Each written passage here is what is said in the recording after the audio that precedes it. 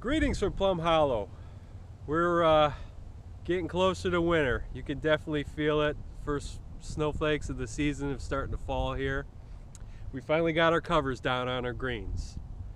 But there's a lot of work and preparation that got us to this point. And here's a little bit of what that took.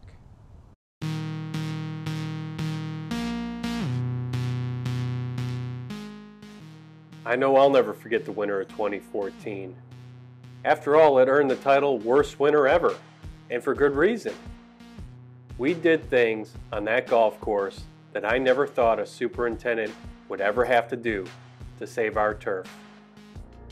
And in the end, we did save some.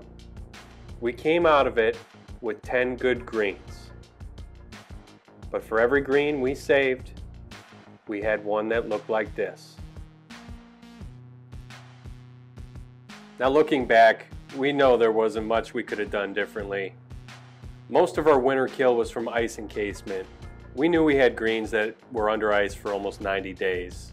And despite clearing all that snow, we just could not melt that ice due to extreme low temperatures and shade issues. Our hands were tied.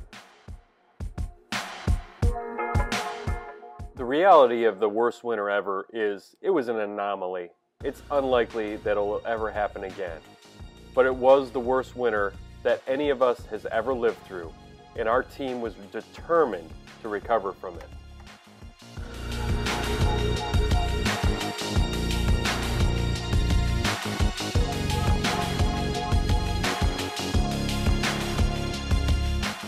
We had a good plan, but more importantly, we had a dedicated team that was committed to carrying out the plan.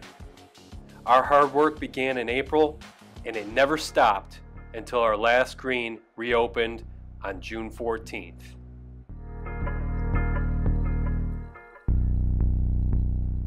Thanks to an understanding membership, we were even able to correct a few shade issues along the way.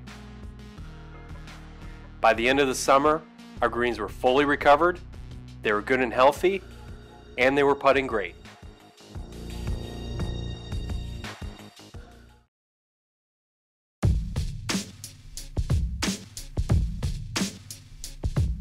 So this fall, our focus has solely been on plant health and creating healthy turf for the winter. It began with our fall aeration. We deep tined the greens, we created channels for roots to grow and for water to drain. And we also went a step further. We raised our mowing height to a level it's never been before this time of year. A higher height of cut is just going to give us healthier, stronger turf that's better able to store energy reserves for the winter. It's just going to handle the weather better. In the past, we pushed these greens right up until the snow fell. It's not a good position to be in. In keeping along with the healthy theme, we apply fungicides after our final mowing of the year to protect against snow mold. We just don't want any surprises waiting for us in the spring.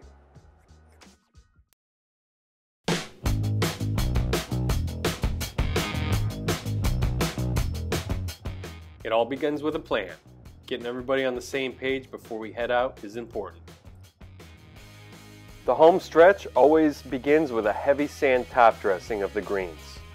We do this to protect the crown from desiccation and mechanical injury. It does not prevent against ice damage. We end up spreading about 25 tons of sand over 19 greens.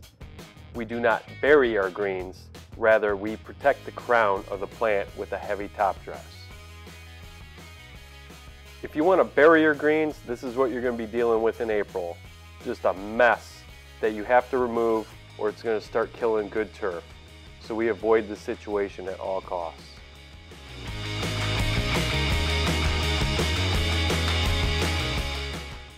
Next up, we got the Procore. Punching some holes, giving water a place to go in the wintertime. That's our goal. We leave these holes open, we don't roll afterwards. And this is what it looks like when we're all done.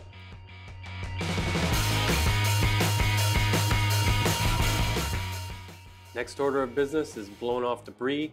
Any leaves or any other debris that's going to impact surface drainage, we want it off before the covers go down.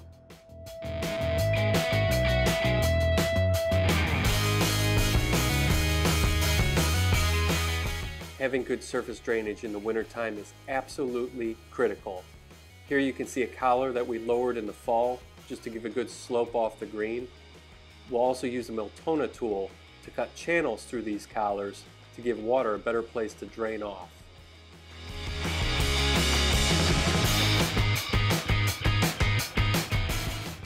We also cut cups in the lowest sections of the green just to give water another place to go.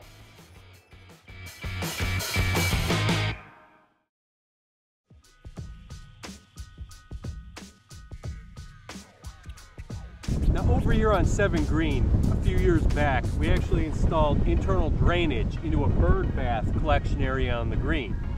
Now in the winter, when things aren't draining, this area would fill up with water when we'd start getting a melt, and it would constantly freeze thaw.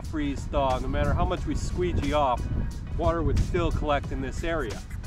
So we trenched across the green and we installed a PVC drain pipe that exits off the end of the green.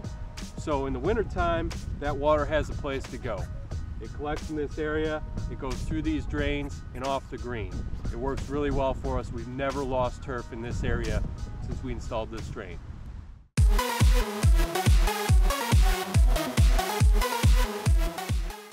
Can you smell what we're cooking? Smells like shit. We apply an organic fertilizer shortly before we cover the greens. It's dark colored, it can absorb sunlight and help melt ice. It's also safe on the turf and provides early spring green up. So it's a good choice for us. Once the fertilizer's down, then it's time to pull the covers out. And here you see the boys hard at work on number 11 Green, unraveling the cover. Oh, hold up. Stop the music. We got to talk about something. All right, let's talk about covers. Let's talk about what covers are going to do for us. It's going to protect this turf from low temperature kill. We certainly had some of that last winter with the polar vortex. Underneath these covers, it's a lot warmer. The turf is protected, blanketed from that harsh weather. It's protecting this turf from desiccation, which is drying out from the wind. The other thing this cover will help us with is crown hydration injury, but it's not bulletproof. It will protect us a little bit, especially when we're pushing water off in the spring, or if we get a thaw during the winter. It'll protect the turf from the mechanical injury of us trying to move water and slush and stuff off the green surface. We're hoping that the cover will keep the soil a little bit warmer, so these aeration holes will drain some of that water down through the profile. We can still suffer crown hydration injury underneath covers. We saw a little bit of it early this spring, a couple of our greens. So it's just a good reminder that this cover is no guarantee against crown hydration injury. The other thing these covers aren't going to protect us with, which was our big killer last winter, was long-term ice cover.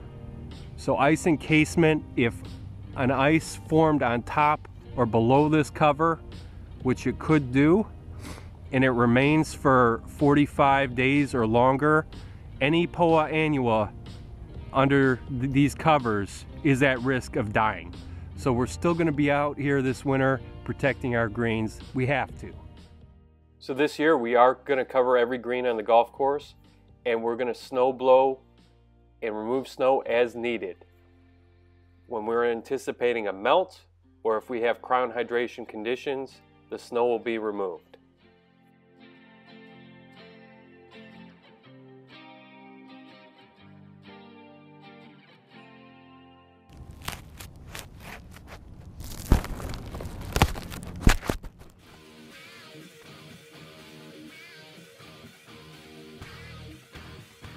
Sometimes at the end of the day, no matter what we do, no matter whether this cover's down or not, we're at the mercy of the weather.